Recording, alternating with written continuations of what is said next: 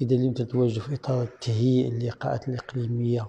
اللي غادي تضمن التوجيه والجمعية الوطنية للتخييم جهة البسطة قنيطرة لأجل تقييم العرض الوطني للتخييم صيف 2024، واللي اقترحنا كما جا في البداية ديال الانطلاق ديال هذا العرض أن هذا العام غتكون عندنا المخيمة ديالنا لتجويد مخيماتنا بالجهة. اليوم نتلجوا للمرحلة الثانية من أجل التقييم، واللي غيكون عندنا إقليميا، وغتكون عندنا 7 المحطات اللي هي ديال سيدي سليمان، سيدي قاسم، خميسات، قنيطرة، سلا، الرباط، وصخيرة تمارة، واللي غتوج إن شاء الله الأسبوع الجاي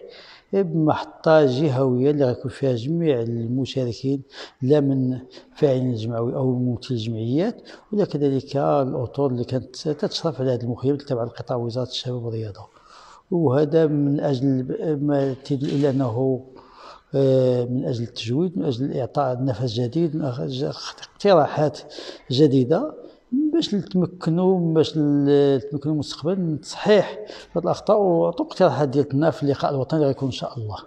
والشعار ديالنا حنا جميعا أن هذا المنتج هو فضاء للحوار والتشارك والمشاركة، وكذلك للنقاش من أجل إعطاء هذه الجهة القيمة تستحقها. وشكرا.